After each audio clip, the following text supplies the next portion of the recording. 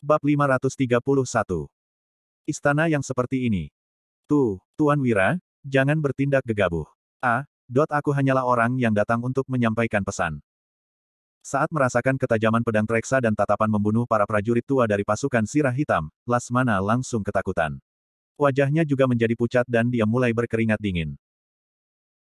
Tidak peduli apakah Wira benar-benar berjasa dalam mengalahkan bangsa Agrel atau tidak, dia sudah berhasil memusnahkan desa tiga harimau di Kabupaten Uswal dan Wolfi di Kabupaten Hiloka, serta menjatuhkan keluarga Silali dan keluarga Suteja yang merupakan dua keluarga kaya Kabupaten Uswal. Dia adalah tipe orang yang tidak ragu untuk mengambil tindakan ekstrim. Awalnya, Lasmana masih bersikap sopan. Namun, setelah membicarakan tentang Dirja, dia malah jadi lupa diri. Kalau begitu, sampaikan pesanku pada orang itu. Aku orang yang gak akan cari masalah duluan. Tapi, kalau ada yang cari masalah denganku, aku akan menghadapinya tanpa peduli apa statusnya. Sebelum mengusikku, suruhlah dia pikirkan dengan baik apa dia sanggup menanggung konsekuensinya atau enggak, ujar Wira dengan acuh tak acuh. Tuan Wira sangat pemberani. Aku akan menyampaikan kata-kata Tuan dan menunggu untuk menyaksikan kehebatanmu, kata Lasmana sambil menggertakkan gigi.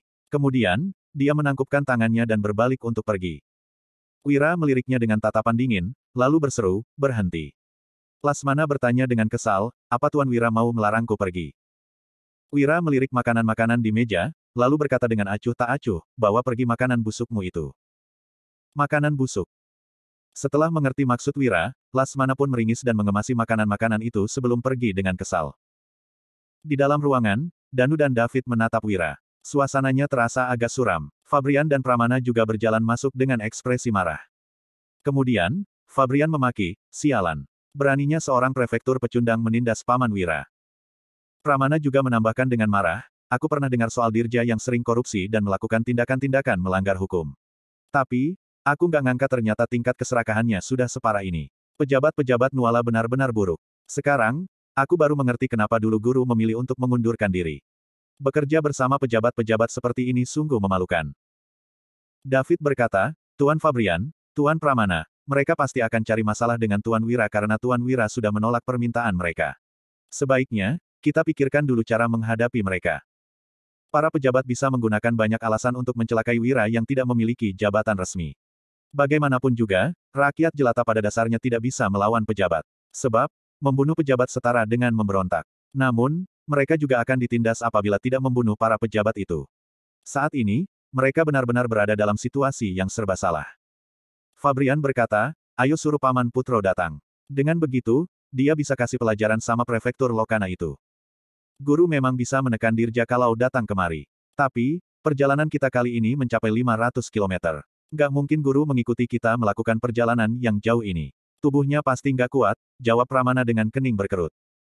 Apa yang dikatakan Pramana benar. Pamanmu sudah berumur, kita nggak bisa membiarkannya melakukan perjalanan ini. Wira menepuk-nepuk bahu Fabrian, lalu berjalan mondar-mandir sambil berkata, kita masih belum bisa memastikan apa yang dibilang Lasmana itu benar atau enggak. Tapi, kita tetap harus mempersiapkan diri. Fabrian bertanya, Paman Wira, apa rencanamu? Wira memicingkan matanya dan berkata, tergantung seberapa jauh mereka hendak bertindak. Pramana tanpa sadar bergidik setelah melihat tatapan Wira yang mengerikan. Keesokan sorenya, di ruang kerja Dirja di Balai Prefektur Lokana, Dirja sedang duduk di kursi utama, sedangkan Satria berdiri di sisinya. Lasmana berlutut di lantai dan menceritakan dengan mendetail mengenai seluruh pertemuannya dengan Wira kemarin. Brak. Dirja menggebrak meja dan berkata dengan marah, dasar bajingan nggak tahu diri. Aku sudah memberinya jalan keluar demi menghormati Putro, tapi dia malah nggak menghargainya dan berani mengancamku. Apa dia kira orang-orang di belakangnya itu berguna? Putro sudah mengundurkan diri begitu lama dan Amangkurat Wutari juga nggak disukai raja. Nggak ada satupun dari mereka yang bisa membelanya. Apa dia nggak tahu aku bisa menghabisinya dengan gampang? Bab 532. Dirja sudah mengetahui garis besar latar belakang Wira dan tahu bahwa Wira memiliki andil dalam mengalahkan bangsa Agrel. Namun, dia tidak peduli. Berhubung tidak diberi penghargaan dari istana, itu berarti raja tidak mengakuinya. Jika begitu, berjasa atau tidak sama sekali tidak penting. Awalnya, Dirja tidak ingin langsung menyerang Wira karena mendengar bahwa faksi Kemal lumayan menyukai Wira. Namun, dia tidak peduli lagi. Penurunan pangkatnya kali ini adalah usul Kemal. Jadi, dia akan menjatuhkan Wira, lalu meraup sejumlah kekayaan Wira dan menggunakannya untuk mendukung Ardi. Padahal saat itu, dia pasti bisa naik pangkat dengan lebih mudah. Ternyata anak itu memang sangat keras kepala. Satria mendengus, "Pak, bagaimana kalau kita langsung menjebaknya? Kita suruh saja prajurit untuk menyelipkan baju zirah dan panah busur ke kereta kudanya, lalu menuduhnya dengan alasan memberontak. Dengan begitu, kita sudah bisa mengendalikan hidup dan matinya." Satria sudah pernah menghancurkan banyak orang dengan cara seperti ini. Bagaimanapun juga, menurut peraturan istana, menyembunyikan baju zirah dan sebagainya setara dengan memberontak. Itu adalah kejahatan besar yang akan dijatuhi hukum mati. Laksanakanlah. Aku mau tahu seberapa hebatnya dia. Perintah Dirja sambil menggertakkan gigi. Ekspresinya terlihat sangat dingin. Ini adalah salah Wira sendiri karena tidak menghargai kesempatan yang diberikannya dan memaksanya untuk melakukan tindakan kejam. Begitu menggunakan cara yang diusulkan Satria tadi, masalahnya tidak akan bisa diselesaikan hanya dengan mengeluarkan uang sebesar 100 juta. Wira pasti akan rugi besar. Setelah mengiyakan perintah Dirja, Satria pun hendak pergi. "Aspa Satria, tunggu." Lasmana buru-buru berkata, "Setelah Wira menolak usul Pak Dirja, aku sudah menyuruh orang untuk mengawasinya. Tapi, mereka masih tinggal di penginapan itu. Selain itu, Wira juga mengutus belasan orang untuk pergi ke segala penjuru. Entah apa yang sedang direncanakannya." Dirja mencibir, apa lagi yang bisa dilakukannya? Dia belum pergi jelas karena berniat untuk melanjutkan perjalanannya. Orang yang dia utus pergi pasti sedang mencari orang yang bisa membujukku untuk mengurangi kerugiannya. Dia seharusnya berniat untuk ingin melewati rintangan ini dengan mudah. Lasmana berkata dengan kening berkerut, "Pak, aku rasa anak itu nggak terlihat seperti mau berdamai." Kalau nggak mau berdamai, apa yang bisa dilakukannya? Apa mungkin dia punya kemampuan untuk melawan Pak Dirja? Dia cuma pelajar yang dilarang ikut ujian kerajaan dan bekerja di istana. Kedua orang yang ada di baliknya juga dibenci Yang Mulia. Lagian, orang yang paling berkuasa di kota pusat pemerintahan Lokana itu Pak Dirja. Jadi, nggak ada gunanya juga dia mengundang siapapun kemari. Cibir Satria. Benar juga, Lasmana akhirnya merasa lega. Di kota pusat pemerintahan, orang yang memiliki kekuasaan tertinggi adalah prefektur. Saat ini, pemerintahan sangat korup. Prefektur tentu saja bisa menghadapi seorang pedagang dengan mudah. Wira mau kabur setelah menyinggung Pak Dirja. Jangan mimpi, gumam Lasmana dalam hati. Setelah tinggal di Kabupaten Pirola selama 5 hari, Wira akhirnya membawa kelompoknya melanjutkan perjalanan ke selatan. Begitu keluar dari Kabupaten Pirola, ada 10 kereta kuda tambahan yang mengikuti kelompok ini. 2 hari kemudian, mereka tiba di wilayah yang berjarak 5 km dari kota pusat pemerintahan Lokana. Namun, kereta kuda mereka tidak masuk ke kota, melainkan melewati sebuah jalan kecil untuk melewati kota pusat pemerintahan. Setiap kereta kuda yang memasuki kota pusat pemerintahan harus membayar pajak 2% tidak peduli apakah untuk berdagang atau bukan. Namun, pajak ini juga bisa dihindari. Asalkan ada sarjana kabupaten, sarjana provinsi, atau sarjana kerajaan yang melakukan perjalanan bersama, mereka tidak perlu membayar pajak untuk masuk kota. Jadi, ada banyak pelajar bereputasi yang akan menggunakan cara ini untuk membantu orang membawa masuk barang dagangan mereka. Namun, Wira tidak ingin mengambil risiko dalam keadaan seperti ini. Tiba-tiba, Danu yang memegang teropong berkata dengan ekspresi serius, "Kak Wira, di depan ada sekelompok besar orang berkuda yang mendirikan barikade. Sepertinya mereka mau menghentikan kita." Bab 533. Wira mengambil teropong itu dan melihat situasinya. Di persimpangan jalan di depan, sekelompok prajurit yang mengenakan baju zirah dan memegang busur panah sedang memeriksa kereta barang yang keluar masuk kota. Biasanya, orang yang mendirikan barikade untuk inspeksi barang hanyalah 10-20 orang. Namun, jumlah orangnya saat ini malah ada lebih dari 200 orang dan semuanya juga bersenjata lengkap. Wira langsung berkata dengan ekspresi suram, "Putar balik. Coba kita lihat jalur satunya lagi." Meskipun sudah melakukan persiapan untuk melawan, Wira tetap merasa lebih baik menghindar jika memungkinkan. Kelompok kereta kuda mereka pun berbalik dan berjalan selama 2 jam sebelum sampai ke jalur satunya lagi. Danu melihat melalui teropong, lalu berkata dengan kening berkerut, "Kak Wira, jalan di sini juga dibarikade. Orang di sini malah lebih banyak dari yang sebelumnya, mungkin ada sekitar 300 orang dan semuanya juga bersenjata lengkap." Wira menjawab, "Kalau begitu, ayo kita lihat apa mau mereka." Kedua jalur untuk melewati kota pusat pemerintahan yang bisa dilewati kereta kuda sudah dibarikade dengan ketat. Hal ini sangatlah mencurigakan. Kelompok Wira meneruskan perjalanan mereka dan tiba di persimpangan jalan yang dijaga oleh lebih dari 300 prajurit. Sebagian prajurit itu terlihat gemuk dan kuat, sedangkan sebagian besarnya terlihat kurus hingga baju zirah mereka juga sangat longgar. Ada banyak prajurit yang menggosok-gosok tangan mereka dan juga ingusan karena kedinginan. Di belakang pasukan itu, terdapat sebuah kereta kuda mewah. Di dalam kereta kuda, ada kompor arang yang sedang menyala. Panci perunggu yang terletak di atasnya sedang memanggang daging dan mengeluarkan aroma lesat. Seorang prajurit dalam kereta kuda yang mencium aroma itu pun menelan ludah, lalu menuangkan arak dengan hati-hati. Di sisi lain, Satria sedang bersandar di dalam kereta kuda. Dia yang sudah agak mabuk menghabiskan arak dalam mangkuknya, lalu melempar mangkuk itu ke atas meja dan memaki, "Sialan. Lambat sekali jalan Wira. Aku sudah menunggunya di sini selama 3 hari. Pokoknya, aku harus merampas sejumlah besar uangnya." Prajurit di samping Satria tidak berani menyahut dan lanjut menuangkan arak untuknya. Setelah menghabiskan semangkuk arak itu lagi, Satria memakan sepotong daging kambing dan memaki sambil mengunyah, "Dasar anak nggak tahu diri. Kenapa nggak serahkan uangnya saja dengan patuh? Gara-gara dia, aku jadi harus menunggu dalam kedinginan di sini. Kalau dia sudah sampai, aku pasti akan memberinya pelajaran."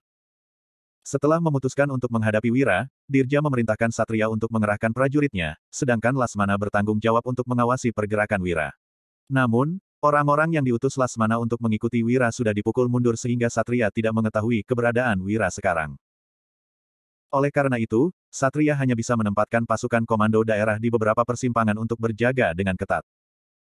Tiba-tiba, seorang prajurit berlari mendekat dan berkata, "Pak, sepertinya orang yang kamu tunggu sudah tiba." Satria langsung keluar dengan mengambil pedangnya. Sementara itu, prajurit yang berada di dalam kereta kuda buru-buru meletakkan botol arak dan memasukkan sepotong daging ke mulutnya. Setelah mengelap mulutnya, dia mengambil jubah tebal dari dalam kereta kuda dan segera menyusul Satria. Melihat Satria yang menggigil akibat udara dingin, prajurit itu buru-buru menutupi tubuh Satria dengan jubah tebal itu. Satria menerimanya, lalu memakainya dan melirik ke arah kereta kuda yang mendekat. Lasmana bilang kereta kudanya cuma ada 20, kenapa jadi ada 30? Gumam Satria dengan heran. Kemudian, dia memberi perintah dengan nada dingin, "Coba tanya dari mana asal kereta kuda itu." Prajurit itu berlari ke depan dan bertanya, lalu berlari kembali dan melapor dengan gembira, "Pak, mereka dari Kabupaten Uswal." Ternyata memang anak itu. Satria langsung kegirangan dan memberi perintah, "Kepung mereka." Begitu kereta kuda sampai di perbatasan jalan, sekelompok prajurit mengepung mereka sambil menodongkan senjata ke arah kereta kuda. Satria berteriak dengan sombong, "Di mana Wira? Cepat keluar!" Wira turun dari kereta kuda dengan ekspresi datar. Danu yang memegang pedang juga mengikuti Wira dalam dekat. Para prajurit tua dari pasukan Zirah Hitam menatap pasukan komando daerah yang mengepung mereka dengan tatapan dingin. Bab 534. "Kamu Wira, apa benar kamu yang menangkap Wolfi?" tanya Satria sambil mengamati Wira dengan ekspresi kurang percaya. Dia tidak percaya pria tampan di hadapannya berhasil mengalahkan Wolfi bersama dengan sekelompok orang desa. Sebagai letnan jenderal yang memimpin 3.000 prajurit, dia bahkan belum tentu mampu melakukannya. "Aku Wira, tapi yang menangkap Wolfi bukan aku, melainkan Sabran." Wira melirik pria kekar itu, lalu melanjutkan, "Kalau nggak ada masalah lain lagi, sebaiknya Bapak biarkan aku lewat. Kami harus melanjutkan perjalanan kami." "Sialan, kamu masih berpikiran untuk melanjutkan perjalanan. Tangkap orang ini." Satria yang sudah agak mabuk langsung murka dan memerintahkan bawahannya untuk menangkap Wira. Bagaimanapun juga, Wira sudah mengalahkan Wolfi dan menyebabkannya turun pangkat. Selain itu, Dirja sudah mengutus orang untuk meminta 100 juta pada Wira, tetapi Wira malah tidak bersedia memberikannya. Sekarang, Wira malah berniat untuk langsung pergi. Mana mungkin Satria membiarkannya pergi dengan begitu saja. Setelah mendapat perintah dari Satria, sekelompok prajurit langsung menyerbu ke arah Wira. Ekspresi Wira langsung menjadi suram. Dia tidak menyangka Satria akan begitu angkuh hingga berani langsung menangkapnya tanpa alasan. Apa Satria mengira dia begitu mudah dihadapi? Begitu melihat ekspresi Wira, Danu, pasukan Zirah Hitam, para veteran, dan pemuda dari tim pengawal langsung menghunuskan pedang Treksa masing-masing. Di tangan kiri setiap orang juga ada sebuah pelindung kayu. Tatapan mereka menjadi sangat tajam. Para prajurit yang menyerbu Wira langsung berhenti. Menurut mereka, sekelompok orang ini sangat mengerikan. Oleh karena itu, mereka langsung bergidik dan menjadi lemas. Para prajurit tua dari pasukan Zirah Hitam tidak menunjukkan ekspresi apapun. Mereka sudah sering menghadapi situasi hidup dan mati. Bahkan prajurit berkuda bangsa Agrel juga takut pada mereka, apalagi pasukan komando daerah yang tidak berpengalaman ini. Begitu Wira memberi perintah, pasukan Zirah Hitam bisa langsung menghabisi prajurit bersenjata lengkap ini dengan mudah. "Kenapa berhenti? Cepat serang, tangkap mereka." Satria menendang seorang bawahannya, lalu melirik prajurit tua dari pasukan Zirah Hitam sambil mendengus, "Hei, orang desa, buat apa kalian menghunuskan pedang? Memangnya kalian mau memberontak dengan membunuhku? Apa kalian gak takut seluruh keluarga kalian juga ikut dijatuhi hukuman mati?" Pasukan Zirah Hitam, para veteran, Pemuda dari tim pengawal mengerutkan kening, tetapi tidak menyimpan pedang mereka. Mereka semua tidak takut untuk memberontak apabila orang-orang ini berani menyentuh Wira. Jika Wira dicelakai orang-orang ini, mereka harus kembali hidup susah seperti dulu. Wira berjalan maju dan berkata, Pak Satria, kalau mau menangkap kami, kamu seharusnya kasih alasannya, kan? Apa kesalahan kami? Alasan. Begitu mendengar pertanyaan Wira, Satria langsung tersadar dan mencibir. Ada kelompok pedagang yang menyembunyikan panah busur dan baju zirah dengan niat memberontak. Pak Dirja sudah memberi perintah untuk memeriksanya dengan ketat. Aku curiga kalian menyembunyikan benda-benda terlarang itu. Cepat suruh bawahanmu mundur. Aku mau geledah barang kalian. Boleh saja. Wira melambaikan tangannya sambil tersenyum, lalu berkata, turunkan semua barang kita dan buka semua pintu kereta kuda supaya Pak Satria lihat apa kita membawa barang terlarang atau enggak. Begitu Wira selesai berbicara, para pemuda dari tim pengawal dan pasukan zirah hitam langsung menurunkan barang-barang dari 20 kereta kuda. Barang-barang utama yang mereka bawa kali ini ada 4 macam, yaitu gula putih, sabun, pedang treksa, dan produk kaca. Gula putih dikemas dalam toples, sabun diletakkan dalam kotak kayu, dan pedang treksa disimpan dalam kotak pedang individual. Mengenai produk kaca, semuanya adalah dalam bentuk kotak kayu dan bingkai kayu. Peralatan tidur, makanan, pakaian, dan kebutuhan hidup sehari-hari ditaruh dalam 10 kereta kuda di belakang. Setelah semua barang diturunkan, jendela kereta kuda juga dibuka dan menunjukkan 20 kereta kuda yang kosong melompong. Tidak ada tempat lain lagi yang bisa digunakan untuk menyembunyikan barang. Satria dan sebagian prajurit yang berniat untuk menjebak kelompok Wira pun agak terkejut. Mereka sudah mempersiapkan baju zirah dan panah busur untuk memfitnah Wira. Namun, sekarang mereka tidak bisa menyelipkan apapun di dalam kereta kuda yang kosong.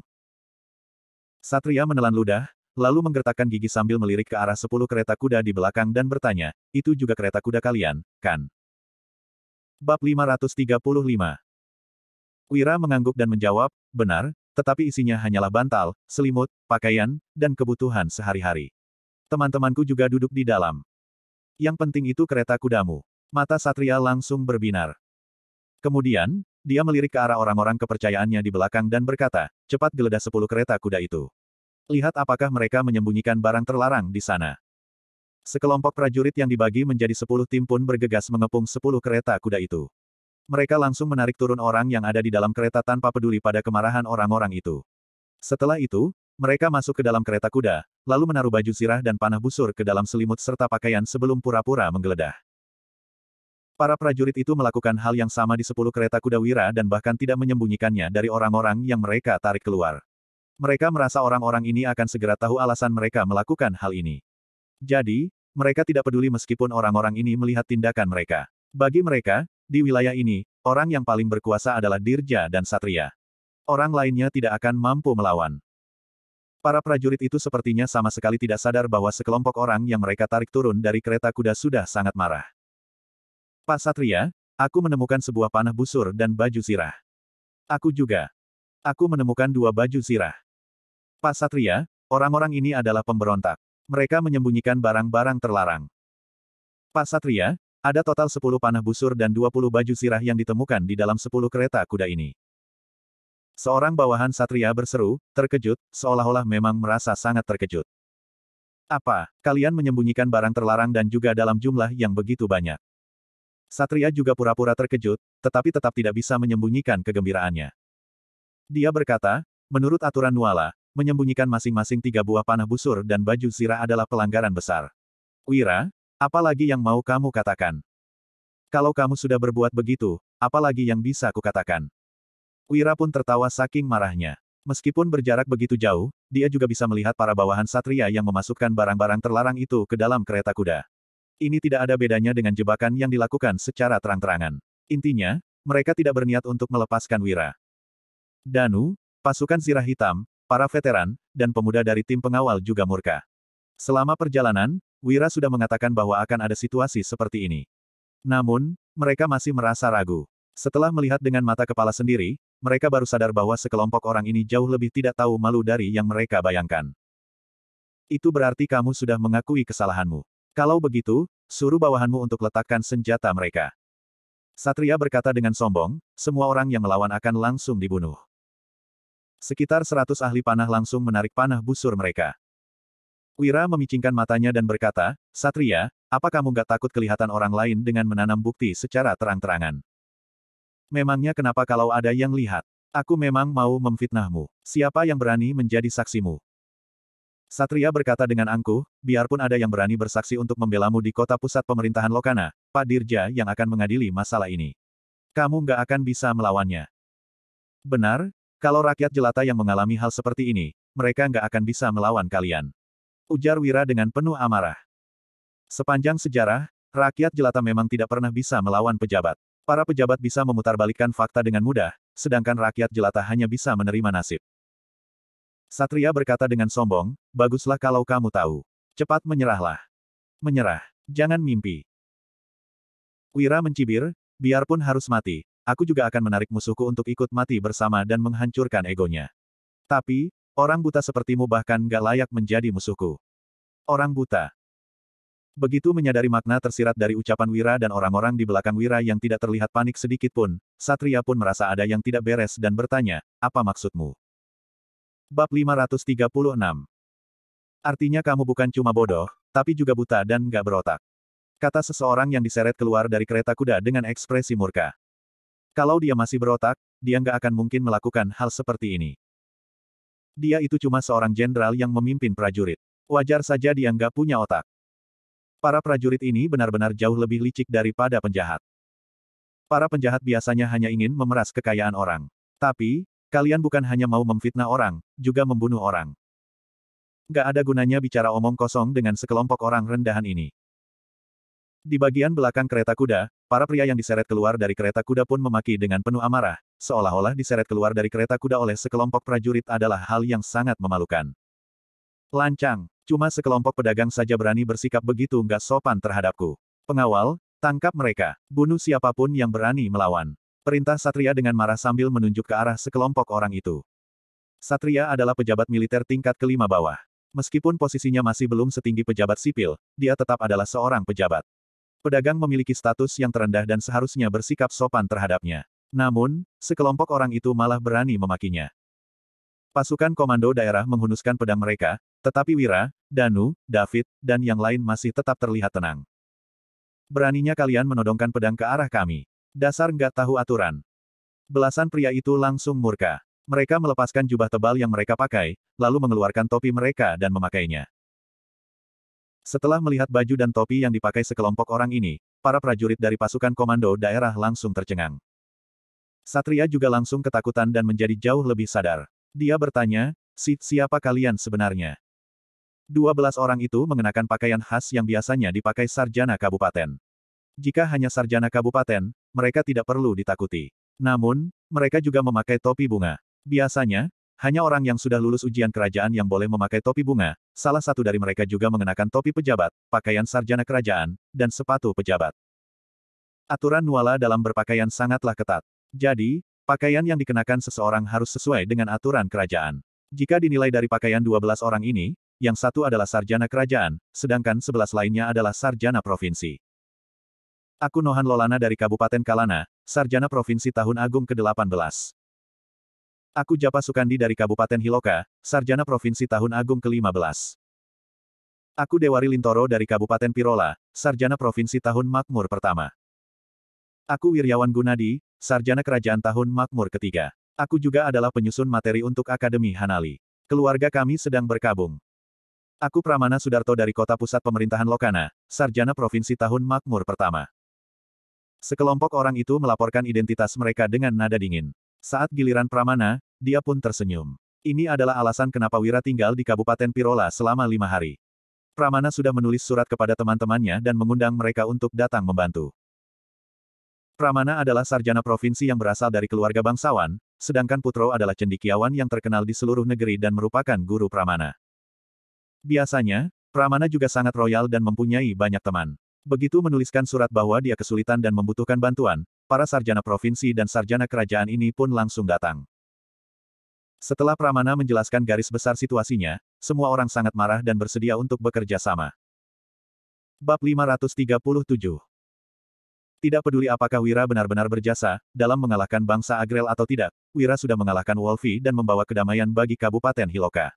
Namun, Satria malah cemburu dan ingin mencelakai Wira. Para sarjana provinsi yang masih belum terjun ke dunia pemerintahan ini pun murka. Terlebih lagi, Puisi dan sajak yang diciptakan Wira sebelumnya sudah tersebar di kalangan pelajar sehingga dia memiliki reputasi yang cukup besar. Ah, ternyata memang Tuan Pramana dari keluarga Sudarto. Aku pernah bertemu dengannya di kediaman Sudarto. Kalau begitu, kenapa kamu nggak langsung bilang? Tadi, aku sudah menyeretnya keluar dengan kasar. Tadi, Tuan Pratama menutupi wajahnya. Aku mana tahu kalau itu dia. Sebelum tahun baru, ibu Tuan Wiryawan yang jadi pejabat di ibu kota itu baru saja meninggal. Jadi, dia pulang untuk menghormati ibunya. Kenapa dia bisa datang kemari? Sekelompok prajurit langsung ketakutan. Orang yang sudah menarik turun ke-12 orang tersebut langsung jatuh terduduk di lantai. Di Nuala, kedudukan pelajar sangatlah tinggi. Namun, mereka sudah bertindak begitu kasar terhadap para sarjana provinsi dan sarjana kerajaan itu. Apa bedanya ini dengan menggali lubang kubur sendiri? Satria juga ketakutan, lalu menatap Wira dengan marah sambil berkata, "Wira, ternyata kamu sudah mempersiapkan semuanya dari awal. Beraninya kamu menjebakku." Wira mendengus, "Orang yang membuat jebakan itu kamu. Aku hanya melawan untuk melindungi diri. Sekarang, kamu harus menanggung akibat dari perbuatan burukmu." Setelah Lasmana mencarinya waktu itu, Wira sudah tahu bahwa pasti akan ada banyak orang yang mencari masalah dengannya dalam perjalanannya kali ini. Cara orang pemerintah menjebak rakyat jelata hanyalah dengan memfitnah, lalu menghukumnya secara sah. Setelah memikirkan hal ini, dia pun mengatur berbagai cara untuk menghadapi bahaya yang mungkin terjadi. Salah satunya adalah menyuruh Pramana mengundang para sarjana provinsi dan sarjana kerajaan ini. Ternyata, caranya ini memang berhasil. Jangan sombong. Aku nggak tahu bagaimana caranya kamu menipu mereka untuk kemari. Tapi, aku yakin mereka nggak akan menyinggung Pak Dirja demi kamu. Satria memelototi Wira, lalu berjalan ke arah sekelompok prajurit dan mulai memukuli mereka sambil memaki, "Dasar sekelompok bajingan. Apa kalian buta hingga nggak mengenali tuan-tuan sarjana ini? Cepat minta maaf. Para tuan sarjana sekalian, maafkan kami. Harap kalian bisa berbesar hari dan tidak mempermasalahkan hal ini dengan kami. Kami akan bersujud pada kalian sebagai bentuk minta maaf." Seluruh prajurit yang ada di lokasi langsung berlutut dan buru-buru meminta maaf sambil menangis. Pramana, Wiryawan, dan sekelompok orang lainnya langsung berpaling. Mereka malas meladeni sekelompok prajurit itu. Di Nuala, ada banyak prajurit yang reputasinya bahkan lebih buruk daripada penjahat. "Tuan-tuan sekalian, kalau tahu kalian ada di dalam kereta kuda, aku tidak akan berani menyinggung kalian. Ini semua hanya salah paham." Satria berkata sambil tersenyum dan membungkuk. Di Nuala, sastra lebih penting daripada militer. Cendekiawan dan keluarga kerajaan merupakan orang-orang yang dijunjung tinggi di kerajaan. Meskipun Satria adalah pejabat militer tingkat kelima bawah, dia juga akan tertimpa sial jika berani menyinggung seorang pejabat sipil tingkat ketujuh. Para pejabat sipil memiliki teman dan guru. Begitu terjadi masalah, semua orang akan langsung berkumpul untuk membelanya. Selain itu, para menteri yang mengendalikan pemerintahan juga adalah pejabat sipil, sedangkan pejabat militer dikekang dengan ketat. Entah berapa besar kekuatan di balik 11 sarjana provinsi dan seorang sarjana kerajaan ini. Namun, Satria malah berani menyinggung mereka. Apabila masing-masing dari mereka menulis sepucuk surat kepada istana, Satria pasti akan dipenjarakan atau bahkan dihukum mati. Jika Satria tidak bisa menenangkan orang-orang ini, hari-hari baiknya akan segera berakhir. Mengenai membunuh orang, jangankan memberi perintah pada prajuritnya, Satria sendiri juga tidak berani melakukannya. Membunuh seorang sarjana provinsi adalah masalah besar, apalagi membunuh 11 orang sarjana provinsi dan 1 orang sarjana kerajaan. Jika terjadi hal sebesar itu, Satria juga tidak akan terlepas dari bahaya meskipun hal itu tidak ada hubungannya dengannya. Salah paham. Pramana mencibir, "Kamu menyelipkan baju zirah dan panah busur ke dalam kereta kudaku, lalu memfitnahku menyembunyikan barang terlarang dan hendak memberontak. Sialan, berani sekali kamu bilang ini hanya salah paham." Wiryawan juga berkata dengan ekspresi suram, "Satria, kami semua sudah dengar dengan jelas, kamu mau memfitnah dan mencelakai orang baik. Beraninya kamu masih berdalih. Aku memang sedang berkabung, tapi aku tetap bisa menulis petisi. Tunggu saja, aku akan beritahu para menteri, 2 penasihat, dan yang mulia tentang hal ini." Nohan juga berkata, "Temanku, Kaisang adalah inspektur istana yang bertanggung jawab menyelidiki pejabat di kerajaan ini. Dia bahkan berani menyelidiki para pejabat besar di istana, apalagi kamu yang hanya merupakan pejabat militer tingkat kelima. Berhubung kamu berani melanggar hukum kerajaan, tunggu saja giliranmu diselidiki."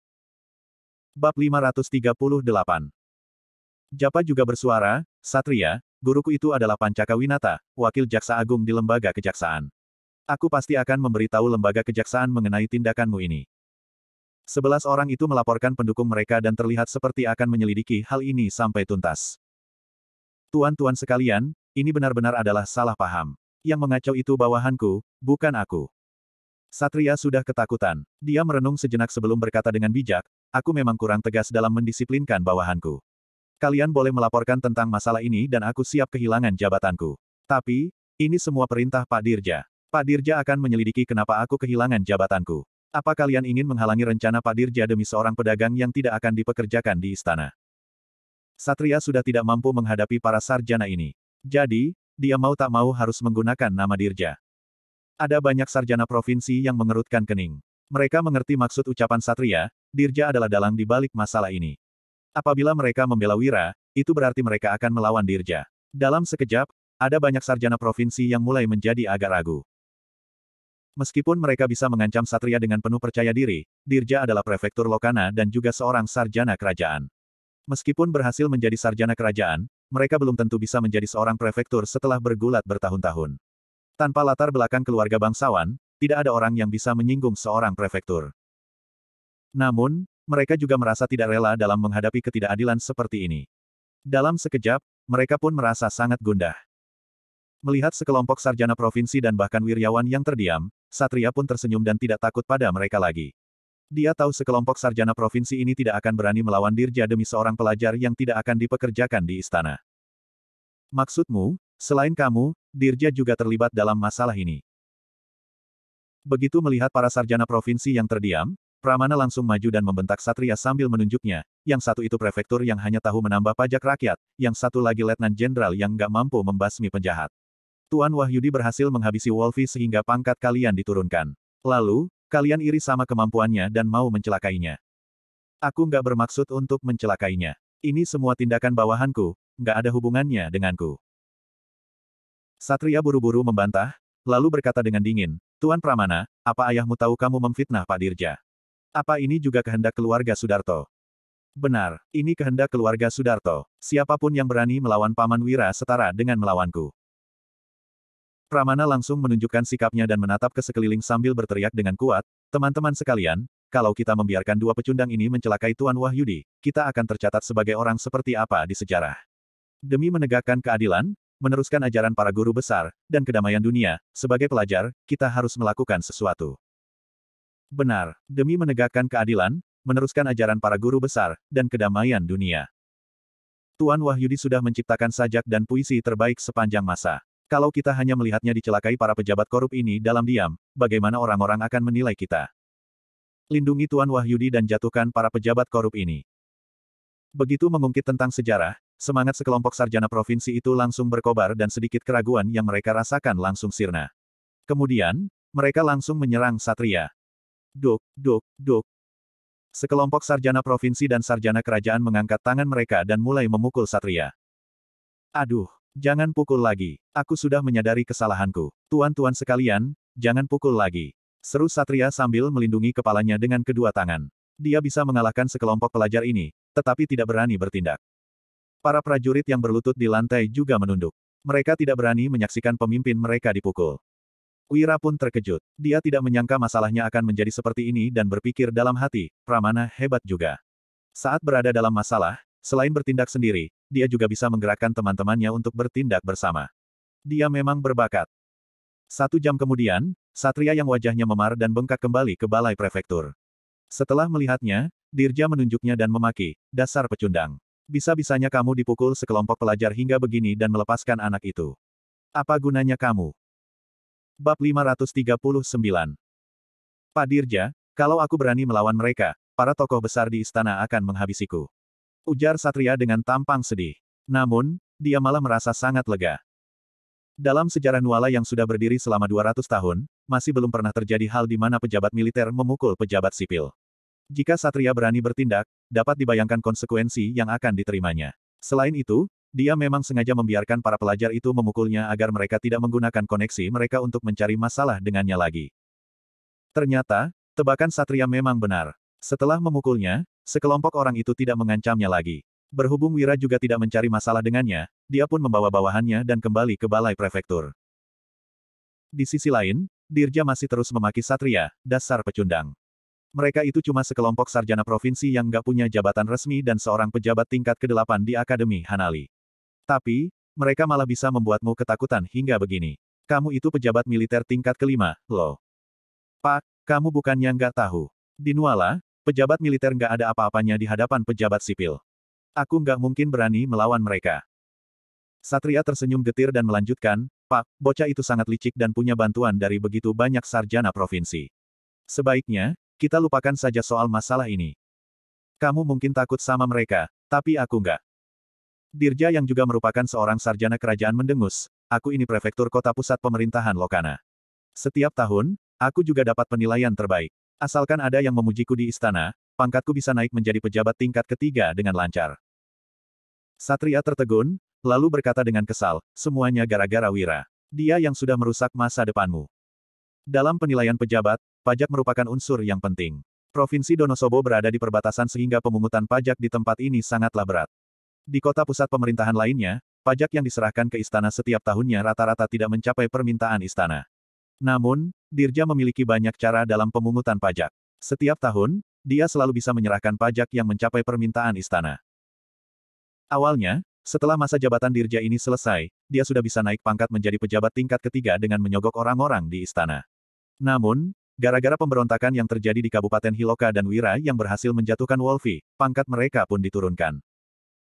Jadi, biarpun kamu bisa melupakan masalah ini, aku nggak akan mungkin bisa. Dirja mendengus, aku mau buat bocah itu rugi besar dan mengambil uangnya sebagai uang sogokan untuk masuk ke ibu kota. Satria mengangguk, lalu berkata dengan bingung, tapi, selain sekelompok sarjana provinsi itu, keluarga Sudarto sepertinya juga mendukung Wira. Kalau kita menyentuhnya lagi, mereka mungkin akan membuat keributan. Mana mungkin ada sekelompok sarjana provinsi yang akan melepaskan masa depan cerah mereka demi seorang pedagang yang sudah ditelantarkan istana. Mengenai keluarga Sudarto, itu pasti hanya keputusan Pramana sendiri. Ayahnya nggak mungkin setuju. Dirja mencibir, kalau tebakanku benar, begitu kamu kembali ke sini, sekelompok sarjana provinsi itu pasti sudah pergi. Setelah keluarga Sudarto mendengar berita ini, Pramana juga akan segera dipanggil untuk pulang. Seharusnya begitu. Satria mengangguk, lalu berkata, tapi, anak itu juga nggak gampang dihadapi. Dia itu sangat licik. Aku khawatir dia masih punya jalan keluar lain. Begitu mendengar nama Dirja, sekelompok sarjana provinsi itu sudah agak waspada dan tidak begitu berani bersikap sombong lagi. Jika bukan karena Pramana memberi semangat, mereka semua pasti tidak berani berkutik. Dirja tersenyum meremehkan dan berkata, aku nggak takut sama trik-trik kecilnya. Kali ini, aku yang akan menghadapinya secara langsung. Aku jamin nggak ada orang yang bisa menolongnya. Di luar kota pusat pemerintahan Lokana. Wiryawan yang bekerja di Akademi Halani berkata dengan hormat, Tuan Wahyudi, aku masih harus kembali untuk mengurus pemakaman ibuku. Aku pamit dulu, iya. Tugas seorang anak memang berbakti pada orang tuanya. Tuan Wiryawan benar-benar adalah panutan kami. Wira menangkupkan tangannya, lalu menyerahkan sebuah bingkisan kepada Wiryawan dan melanjutkan, ini hanya beberapa barang produksi dusun kami. Semoga Tuan Wiryawan bisa menerimanya. Di dalam bingkisan itu terdapat 1,5 kg gula putih, 10 batang sabun, dan 100.000 gabak. Total nilai semua barang itu sekitar 300.000 gabak. Bab 540. Terima kasih, Tuan Wahyudi. Setelah menerima bingkisan yang berat itu dan merasakan ada uang perak di dalamnya, Wiryawan pun merasa senang. Setelah itu, dia pun naik ke kereta kudanya dan meninggalkan tempat ini. Nohan juga berjalan maju dan berkata, Tuan, istriku akan segera melahirkan. Jadi, aku juga pamit dulu ya. Ini juga merupakan hal besar. Kembalilah ke sisi istrimu. Wira mengambil sebuah bingkisan, lalu menyerahkannya kepada Nohan dan mengatakan hal yang sama seperti tadi. Para pelajar sangat mementingkan harga diri. Jika langsung memberi mereka uang di hadapan umum, tidak akan ada yang menerimanya. Tindakan itu bahkan bisa membuat mereka menjadi musuh. Tidak lama kemudian, satu persatu sarjana provinsi berpamitan dengan Wira karena memiliki masalah keluarga yang berbeda-beda. Wira pun merasa menyesal dan memberikan bingkisan kepada mereka semua. Dalam sekejap, 11 orang itu pun sudah pergi semuanya. Pramana mengerutkan keningnya dan bergumam dalam hati, ternyata mereka tetap takut pada Dirja, makanya mereka nggak berani lanjut mengikuti kami. Tep, tep, tep. Tepat pada saat ini, terdengar derap langkah kuda yang mendekat. Seorang pengawal berpakaian hitam turun dari kuda dan berjalan ke hadapan Pramana, lalu berlutut sambil berkata, Tuan Pramana, Tuan Besar jatuh sakit. Jadi, Nyonya menyuruhmu pulang ke rumah. Ayahku sakit. Pramana mengerutkan keningnya dan berkata, Gardana, katakan saja yang jujur. Apa ayah menyuruhmu membohongiku agar aku pulang ke rumah? Kalau kamu membohongiku, kelak kamu nggak usah ikut aku lagi. Ekspresi Gardana langsung menjadi muram. Dia menunduk dan berkata, Tuan, Tuan Besar memang benar-benar sakit. 3 hari yang lalu, dia mulai flu. Sekarang, keadaannya sudah makin parah. Pramana berkata dengan tidak percaya, sembarangan. Kita punya dokter pribadi. Mana mungkin dia nggak bisa menyembuhkan flu ayah. Gardana berkata dengan suara rendah, Tuan Besar benar-benar sakit. Sebelum Pramana sempat berbicara lagi, Wira menepuk-nepuk pundaknya, lalu berkata, semua orang pasti bisa sakit. Sebaiknya, kamu pulang dan jenguklah ayahmu. Lagian, masalah di sini juga sudah selesai. Paman Wira, kalau begitu, aku pulang dulu. Kalau ayahku baik-baik saja, aku akan segera menyusulmu. Setelah mempertimbangkannya, Pramana pun memutuskan untuk kembali dan berpamitan kepada Wira. Danu, pemuda dari tim pengawal, David, pasukan Zirah Hitam, dan para veteran mengerutkan kening mereka. Mereka merasa nyali para pelajar ini terlalu kecil karena hanya seorang prefektur saja sudah bisa membuat mereka ketakutan seperti ini. Sejujurnya, mereka juga takut pada prefektur. Namun, mereka berani mempertaruhkan nyawa mereka demi Wira. Wajar saja orang takut dan ingin menghindari bencana. Wira tidak menyalahkan orang-orang itu, apalagi persahabatan mereka masih belum begitu mendalam. Kemudian, kelompok mereka pun melanjutkan perjalanan. 1 jam kemudian, mereka tiba di sebuah dusun kecil. Setelah masuk ke dusun, mereka berencana mencari tempat tinggal. 20 kereta kuda yang memasuki dusun tentu saja menarik perhatian banyak penduduk dusun. Semua orang pun menjulurkan kepala untuk melihat orang yang datang ke dusun mereka. Begitu melihat penduduk dusun ini, Danu langsung merasa sedih. Sebab, penduduk dusun ini kurang lebih sama dengan penduduk dusun Darmadi dulu.